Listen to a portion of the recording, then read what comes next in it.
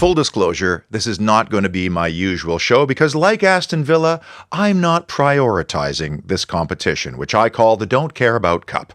A competition that is a nuisance for Premier League teams and one that is irrelevant in my view. It's an all-Premier League quarterfinal, which I'm sure the EFL wants because that means there might be more eyeballs on this competition, but I thought this was about giving lower league teams more dates and more gates. For me, the only way this becomes a relevant competition going forward is you make it U23 exclusive. That way, you decide for the Premier League teams that they have to play their kids, and we get to see among the top 4 divisions in England who develops and recruits youngsters the best. Now, there was still a game to talk about and players who are trying to become first-team regulars, but this is also about the wider perspective of priorities.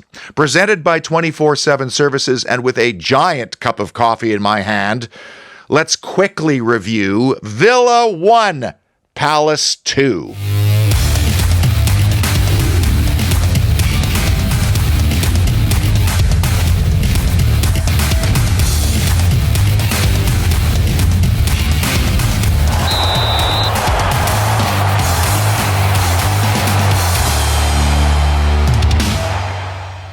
Hello from the Parlour, Holy Trinity Show headquarters here in British Columbia, Canada, and I believe the Parlour has hosted more Knockout Cup competition wins than Villa Park has over the last few seasons by virtue of some Subbuteo tournaments I've hosted. Am I correct in recalling that Leicester in the semi-final might have been the last home knockout competition win at Villa Park? I don't even have the motivation to look that up right now. But what does need addressing beyond the minutiae of Wednesday night is the wide gulf in priorities between two clubs that approach the game from very different perspectives. One very short-term here and now, the other looking at it through a far wider and longer lens.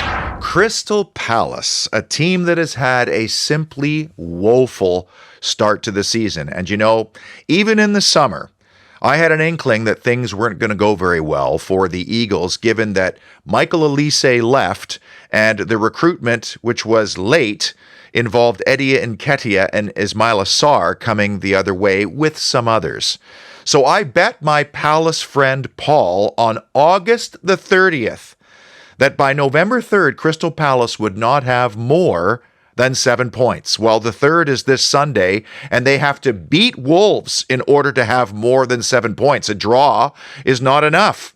And that was August 30th I made that bet. And it looks like I was Nostradamus at the time. After the run-in Palace had at the end of last year, one could be forgiven for thinking, well, that's just going to carry over into this season, and it has not. And I believe Crystal Palace is legitimately a relegation concern this season, and here's why. They have a thin squad, and unfortunately, some sick note players who are perpetually injured. And then you have a manager who wants to play a high-intensity, high-pressing style. That does not add up.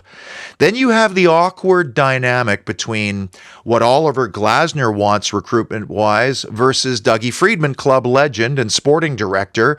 And I think we could see that with the Kamada signing, who is definitely Glasner's guy. It hasn't worked out till, well, of course, Wednesday, but that's an awkward dynamic. And then the other red flag for me is that Steve Parrish reminds me way too much of Christian Purslow.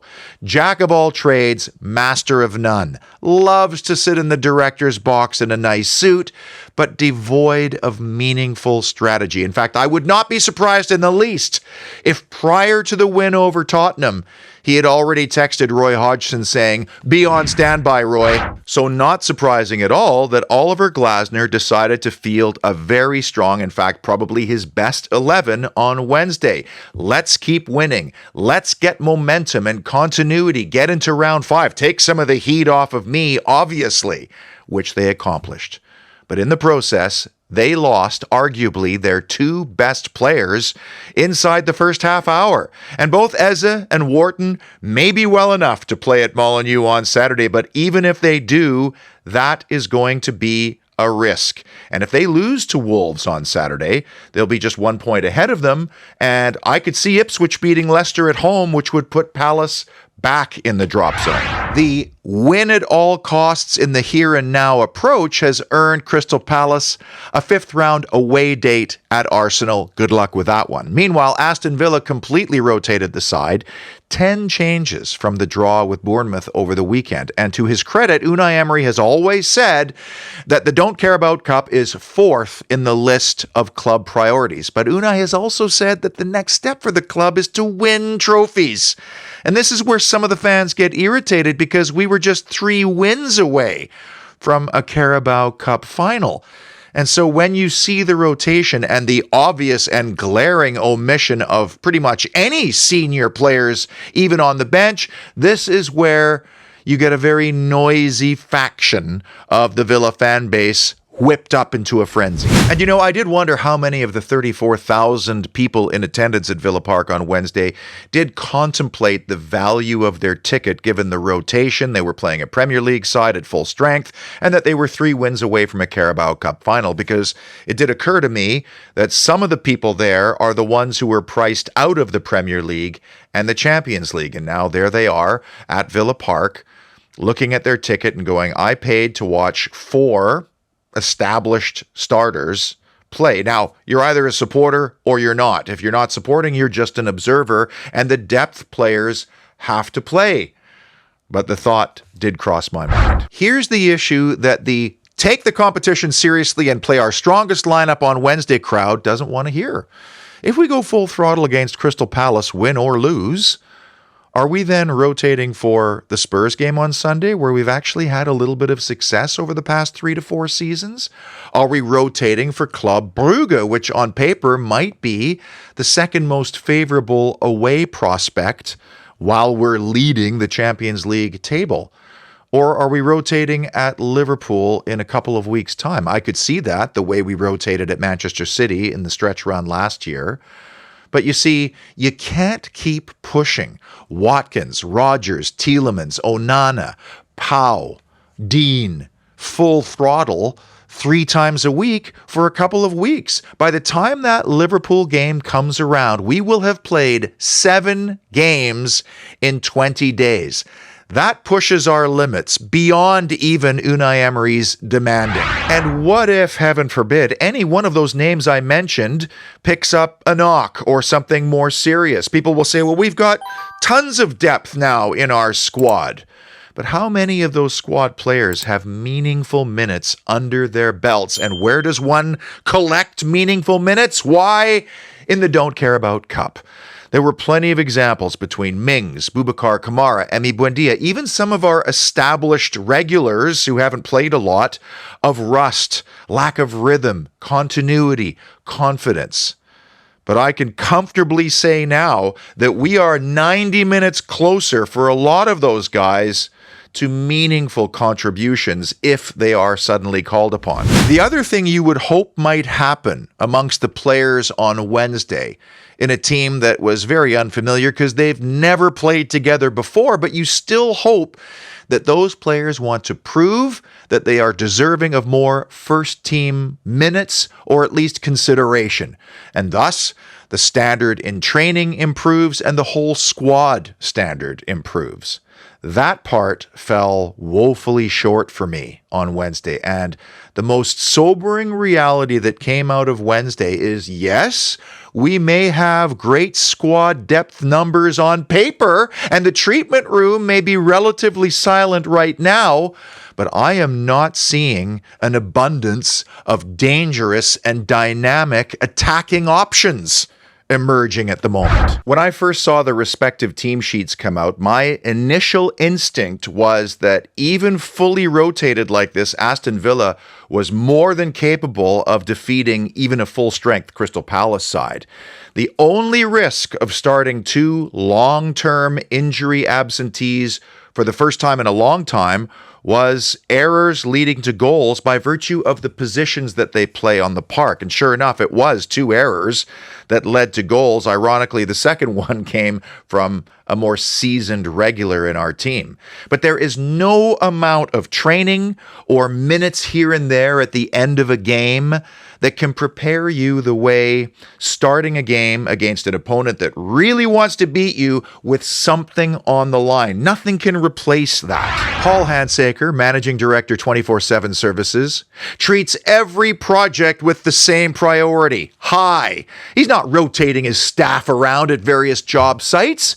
And we've had this discussion numerous times over the year. Paul is immensely proud of the work that his company does. And that's not conceit or arrogance or bragging.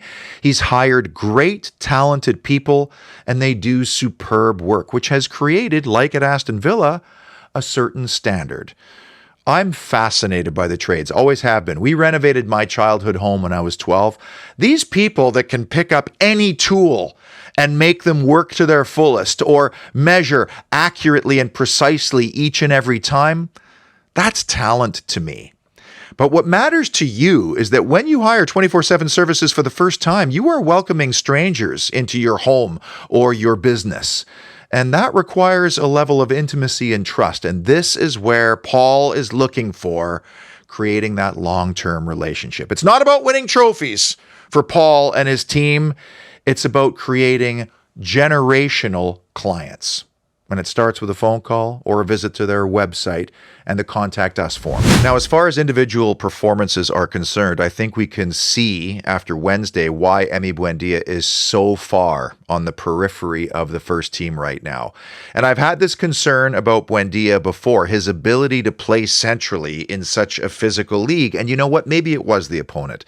It's a high-intensity, high-pressuring physical unit he was up against. But he was getting bullied off the ball almost every single time. And I do wonder if there's been talk about playing him where he used to play at Norwich on the right-hand side of the park, where he can combine with an overlapping fullback, cut in because he is two-footed, and rely a little bit more on his service rather than having to win balls in congestion. It was painful to watch him on Wednesday. Buendia had the lowest player rating of any of the starters on the field, a simply woeful 2 of 15 ground duels won. He was dispossessed 5 times. He only attempted 3 dribbles and was successful on but 1 of them. And I realize this is going to take time, and I am desperate for Buendia to regain anything close to the form that he was in preseason last year. But like Bailey, and to a lesser extent John Duran, if your only hope of keeping your team in possession is just falling over to the floor and trying to draw a foul, that is not a good formula, because Buendia only did draw 1 foul. And by the way, this is an aspect of Villa right now I'm not loving. This falling to the floor and trying to draw fouls softly, because it ain't working. Now, another player that stood out for me on the not-so-good side was Jadon Philogene, and he was dispossessed 5 times as well. He had 18 ground duels and won only 6 of them. He attempted 10 dribbles and successfully completed only 3 of them. I'm not saying every player Villa recruits has to be built like Amadou Onana, and many of our players had a difficult time against a very physical and intense opponent. But it was Jadon's decision-making that let him down time and time again. And why is that? Does he have a tough time onboarding tactical information? Is he trying too hard? Is he overthinking things? Because for me, this is a talented player who, on instinct, can beat guys on his own. And I don't think he's trusting his instincts right now. Leon Bailey's numbers were not terrible, and he assisted on John Duran's goal while also creating a chance that really last year's Bailey would have buried in that first half. The question for me, especially against a Palace back 3, and I know they shift over, but I would have expected him to be able to get behind defenders more at this stage of the season, and that's not happening. Now, perhaps defenders have studied Bailey a little bit more closely after a great year for him last year, and they know how to stifle him more. But our jinky Jamaican just has not created the kind of danger that he did a year ago. And I've learned, do not write him or any Aston Villa player coached by Unai Emery off, because that's a fool's game. On the positive side, Boubacar Kamara bounced back very well after coughing up the ball that ultimately led to Palace's early opening goal. Now, he had no control over what happened after that. We didn't close down or prevent the cross at all, and we certainly didn't mark Eza, kind of a danger man, right in the middle of the box. But it was Kamara who was caught in possession, which led to that opening goal. And unfortunately, it's not going to be the last time, simply by virtue of the position he plays and the player he is. He's a high-risk, high-reward, transitional type player. We've seen him caught in possession even when fully fit. But right now, unfortunately, he's in this phase of trying to get back to full speed. We cannot be surprised that that happened. After that, though, our Booba created the John Duran goal, first by tracking back and then pinching the ball off of an opponent before thinking really quickly and playing the perfect ball over the top. I mean, we have missed that part of his game because he's not just a transition stopper. He's the transition starter. His profile is so specific and so desperately sought after by virtually every team in the world. I've often thought that we've built the entire thing around Boubacar Kamara, and thank goodness he's back, and thank goodness he has 90 more minutes under his belt. And maybe a little bit pissed off too about giving away the ball that led to the opening goal and losing the game. That's not necessarily the worst thing for us right now. And then Tyrone Mings looked like Tyrone Mings. 5 clearances, 4 interceptions, 7 of 8 aerial duels won, and a couple of those will have had to have been against the beastly Jean-Philippe Mateta. His passing accuracy will improve over time and being in a settled side, but he is our blocks, clearances, and aerial duel specialist, which allows then his center back partner to worry about feathering nice little passes into the channels for our forwards. Unai Emery simplified Tyrone Mings' game when he arrived with us, and on Wednesday, we saw glimpses of April 2023 Tyrone Mings, and that is fantastic news. It wasn't Big Ty that played an errant stray ball beyond John McGinn, which ultimately led to the gifted game winner. No, that honor was bestowed on Diego Carlos, who has had a habit over the years of coughing up the ball, especially against hard-pressing teams. He got away with it at Young Boys, got done by Cunha at home to Wolves, and now this. It's almost as if Diego Carlos's focus and intensity fluctuates with the quality of opponent. The Sill Hill Brewery star performer is John Duran, and it's not just about the goal he scored. Duran got himself about. He kept the Palace back three both occupied and at times terrorized, and he very nearly beat Matt Turner at the beginning of the second half with a long bomb after a woeful turnover by Kamada. So I'm going to pour Big John a Hellas lager because, like our chaotic Colombian, it's spicy and feisty. This is a traditional Bavarian brew made with just 3 ingredients, and we all know how much John loves to take on a Bavarian. And to answer a question from the last show, Alan Evans prefers blondes at Sill Hill. If you fancy watching the Spurs game out on the telly, the Sill Hill Tap Room will have it on for you. This now leads to a very intriguing test and matchup on Sunday, with a Tottenham side that did seem to take the EFL Cup pretty seriously in round 4, dispatching one of the perennial favorites, Manchester City, by 2-1. They do seem to have this hoodoo over Man City at home. Pep rotated heavily. Ange went quite strong, but in the process lost, in my opinion, their best defender, Mickey van de Ven, just 14 minutes in. And the reward for winning in round 4, a home date in round 5 with Manchester United and their new manager. But the thought did cross my mind that a fully fit, refreshed, and starting established Aston Villa 11 could have some joy at a place where they've won 3 of the last 4 visits, and many of the players are still around from those 3 victories. Big Ange plays a very demanding style like Palace, and they don't have the biggest of squads. So this could be another very interesting test. And apart from the loss at Crystal Palace at the end of last season, we have been lights out in London of late. Why is that? Who cares? Long may it continue. I'll fully admit it. I've mailed it in today, and I'm not ashamed of that because I've got a lot on my plate. It's Halloween. I've got dad duties to perform, not to mention this schedule has been utterly relentless.